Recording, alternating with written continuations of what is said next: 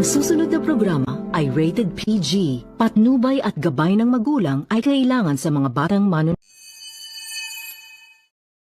Ang bata mula Cebu na bagamat bulilit, sa square roots, matinik. Nga, subukan nga natin. 1 plus 1. 2, 2 plus 2. 4, What is the square root of 1,000? 100. Yung mga numbers po na binibigay namin po sa kanya is random lang and halo-halo po yung mga mathematics na sinusolve namin sa kanya. Tapos ang galing po kada ano po namin sa calculator namin, tama po yung nasasagot niya. Ang ginagawa ko po, sinusolve ko po siya sa hangin. Tapos, gamit yung utak ko. Yun po, nasosolve ko po siya gamit yun. What is the square root of 1,250? 35. Hindi ko po siya nakita ng pagkahilig po sa math kasi minsan nga po nasa trabaho lang po ako para makapagbenta po na ibibenta po. May pa-surprise quiz tayo mga kapuso. Ano ang square root ng mga numerong ito? Anong square root ng 150,000? Hindi ko alam. Anong square root ng 150,000? Hindi ko alam. Sa laki ng mga numerong ito, natural lang na marami ang mga mote. Gagala lang po ako yun sa dagat.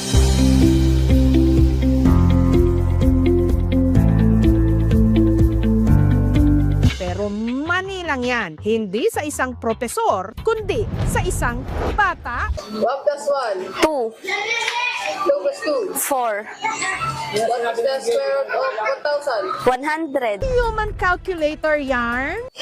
Noong una po, hindi po ako naniniwala kasi square root po yun. Pero nung nag-solve po kami, sa harap-harapan niya po, ay po, nasagot niya. Ang galing talaga. 10 taong gulang na bata mula sa Cebu, pagdating sa square root, matinik. What is the square root of 1,000? 100. Ang ating math genius, tigabayan ng Madridejos, isla ng Bantayan sa Cebu. Ang 10 Magellan. 2 plus 2. Lapu-Lapu. taong gulang na si Axel. Maliligo lang daw sana sa dagat si Axel noon. Nagagala lang po ako yun sa dagat. Ayun po, wala po kasi akong perang yun eh. Lumapit po ako sa mga mabubuting tao tapos nagpasolve po sila sa akin. Sabi ko po marunong po ako mag-square root. Dito na niya nilapitan ang grupo ni na Leonard.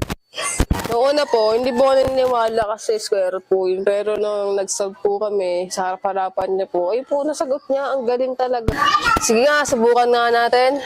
1 plus 1. 2, 2 plus 2. 4, What is the square root of 1,000? 100. Sa 20 math questions kay Axel, Sa lahat po na nagtanong sa akin, 18 po yung tama kong sagot.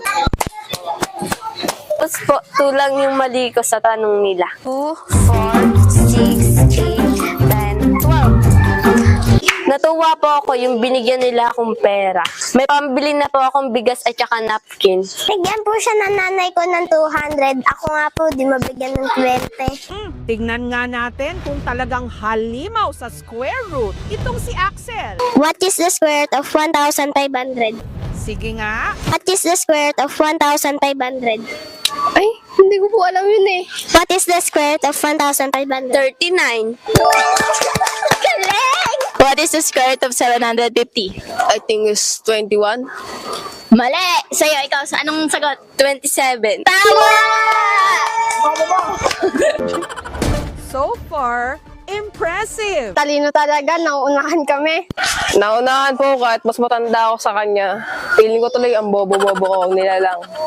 Ang nanay ni Axel na si April nagtataka kung saan nakuha ng kanyang anak ang galing nito sa math. Yung bata na yun, matalino talaga yun. Wala na akong duda doon. Bilib na bilib ako doon eh.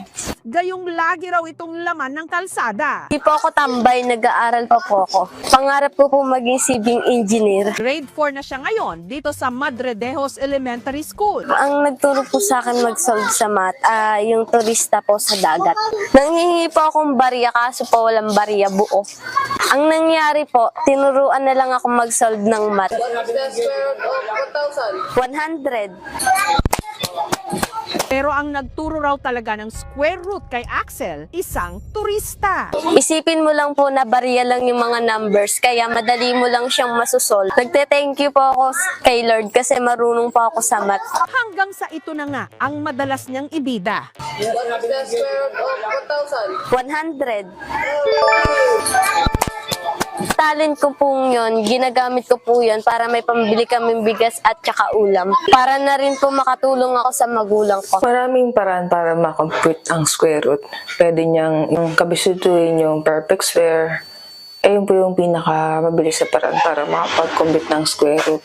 Nagsusulat po ako sa hangin habang nagsusolve ako ng math.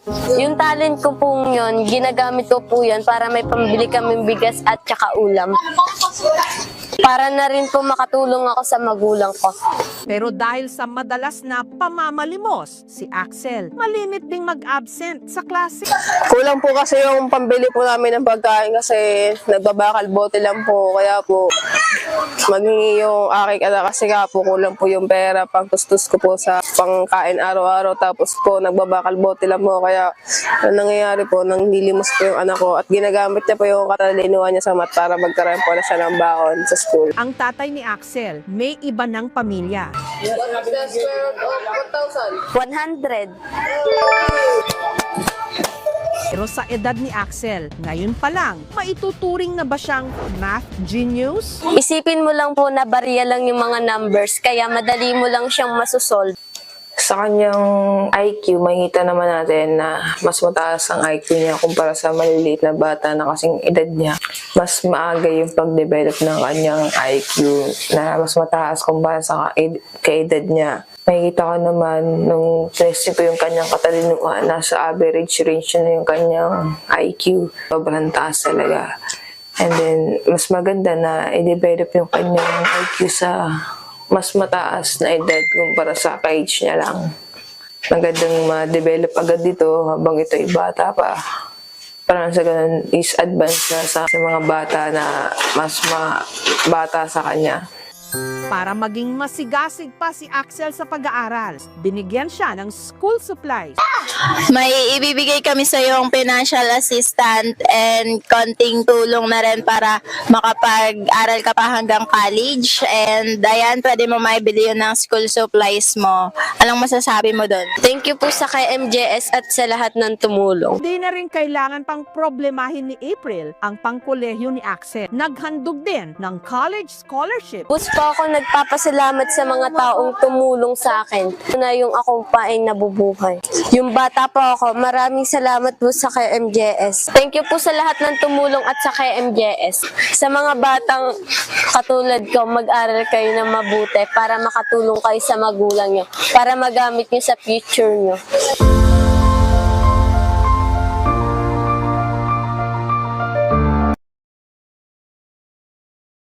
Can I have your attention, please, for one more time? He's got the looks at hottie sa TikTok with over 1 million views. Ang dami pong views ng TikTok ko na yun kasi po ang pogi ko daw po tapos po para daw po akong opa. Sino siya? Baby, baby, baby. Run to me, Isa ka rin ba sa mga kumasa sa challenge na ito? Pero hindi ko naman po kiniklaim na pogi po ako. Sila lang po yung nagsasabi sa akin. Kung saan ang glow up in an instant? Technique ko lang po yan para po magkaroon lang po ako ng self-confidence sa sarili ko po. At umabot ng halos 12 million views ang glow up ni Christian. Pasikat tayo eh.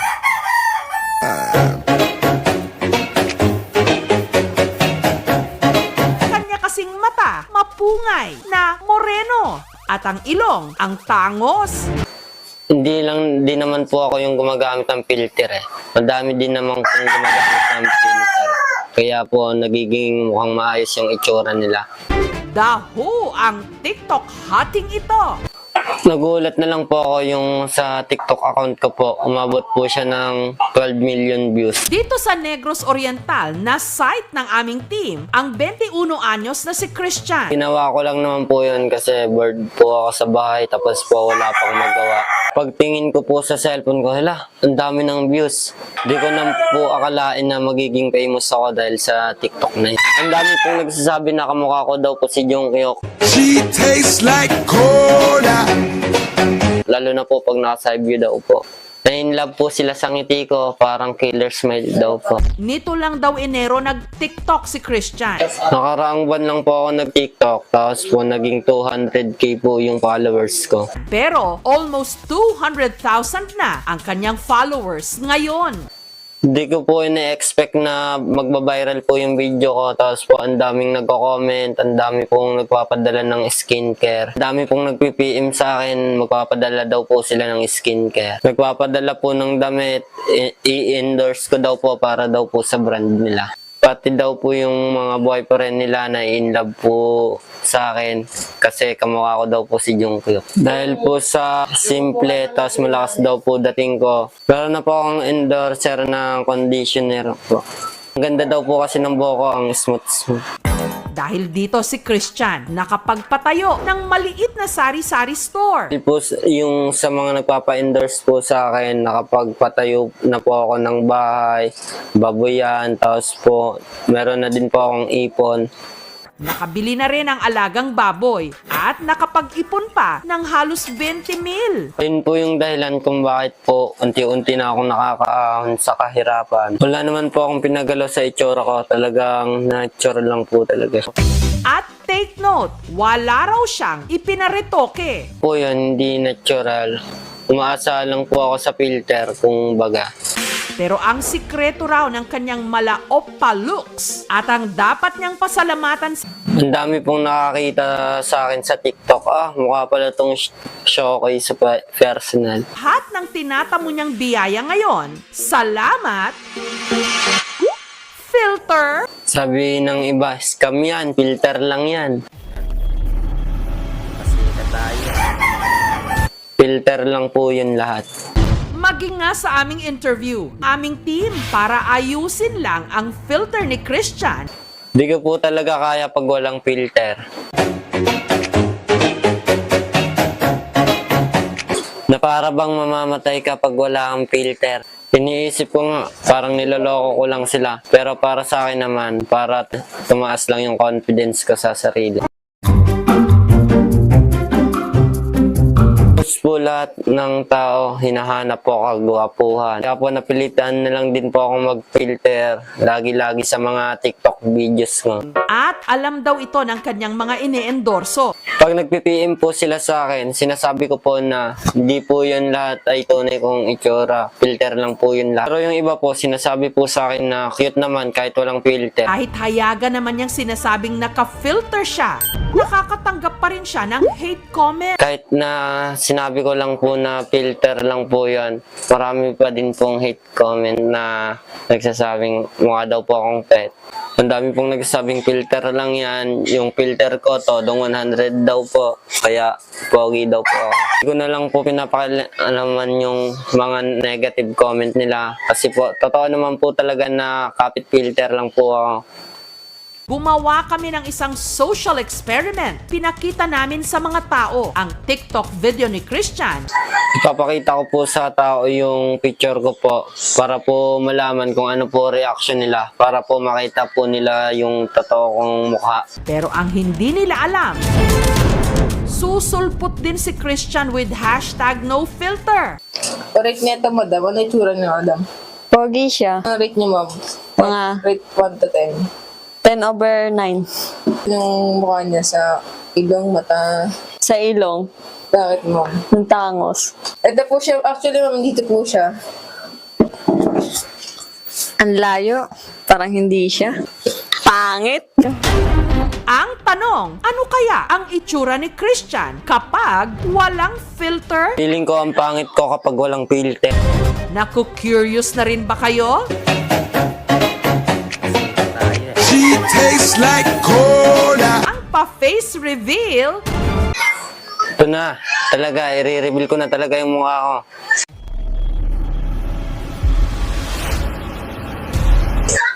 Abangan nyo sa susunod ang aking transformation na walang filter.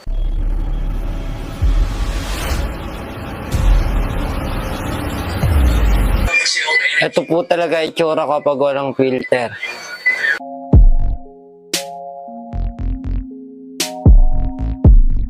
Ito po talaga itsura ko. Tapos yung ilong ko po pag sa filter mukhang Bombay. Pag wala pong filter mukhang Koreano. Sa labi ko naman po pula po siya sa filter. Sa personal po maitim po siya. Tingnan mo manamit ang straight na basic. Kita mo ang iba yung lang. Ang buhay ni Christian, ganito rin kapag walang filter. Tapos po makikita niyo po yung itsura ko na sobrang itim pag wala pong filter. Pangatlo po ako sa 5 pong magkakapatid. Pilitang huminto sa pag-aaral dahil sa hirap ng buhay. Napilitan po akong mag-stop ng pag-aaral dahil po mahirap lang po yung buhay namin. Parang isang kahig, isang tuka lang. Malaki din po yung tulong ng TikTok kasi po kung wala pong TikTok, di ko po mababayaran yung utang sa bahay, tsaka utang ng magulang ko po, tapos mga bilhin sa pangangailangan po namin. Kapag-ipon na din po ng konti para po makabalik na din sa pag-aaral. Pero dahil insecure sa kanyang itsura, si Christian, napafilter na lang. Kasi po, pag may itim ka po, hindi ka nila papansinin. Pag nakapilter ka naman po, maraming pansang umahanga sa'yo kahit di ka po nila kilala, papansin ka. Na matanggap ang kanyang pinagkakaabalahan ngayon, ito'y walang iba kundi ang kanyang ama. Kasi po hindi po nila matanggap yung tunay kong kasarian, kaya po hindi po nila ako katanggap-tanggap. Ang gusto ko lang naman po matanggap po ako ng magulang ko para po maging proud po sila sa akin. Sana po matanggap po nila yung pagkatao ko para po maging proud po sila sa akin. Tingnan mo manamit ang straight na basic. Kita mo ang iba yung look. Salamat sa tatay ko na natanggap niya na ako sa pagtitiktok ko, tapos kung ano yung kasarian ko. Finally po, proud po sa akin yung magulang ko. Ginagawa ko lang po to para lang po sa pamilya ko, para po makaahon kami sa kahirap.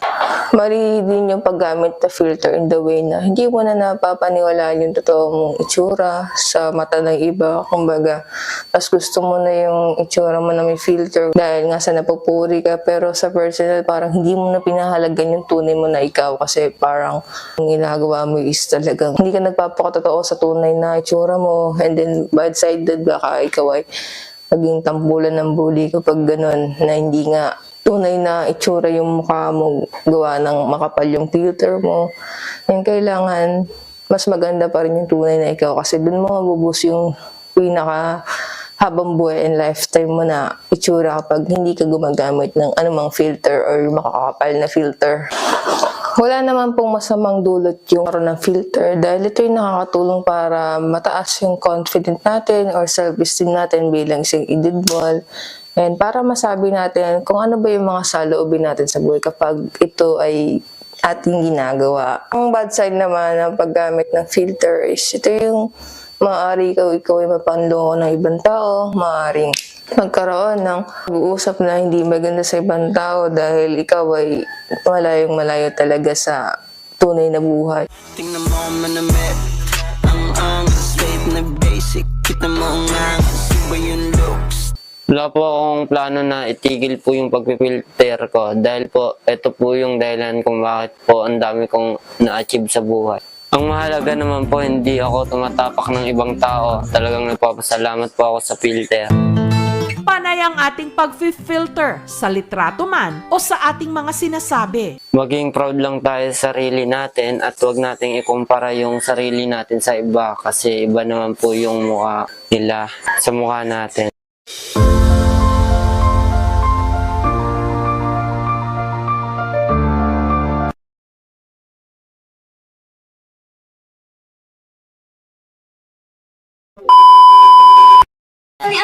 What's up? Kamusta mga barako? Ang video na napanood nyo ay parody lamang. At kung bago kayo dito, huwag mong kalimutan mag-subscribe at tignan ang notification bell para lalo kang updated sa ating mga videos. Siyempre, huwag mong kalimutan mag-comment dyan kung saan ka natirang lugar para malaman ko kung saan nanonood ang mga nanonood sa mga video ko. Yun lang, maraming salamat sa pagsuporta.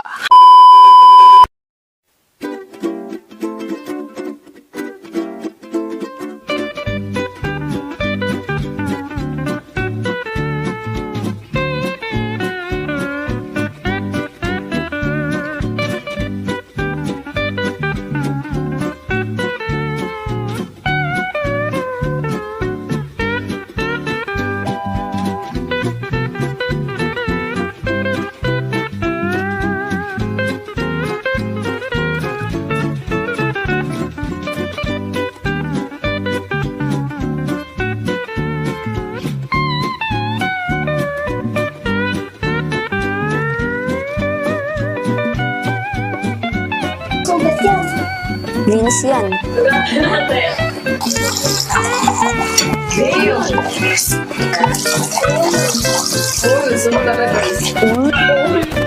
Oh,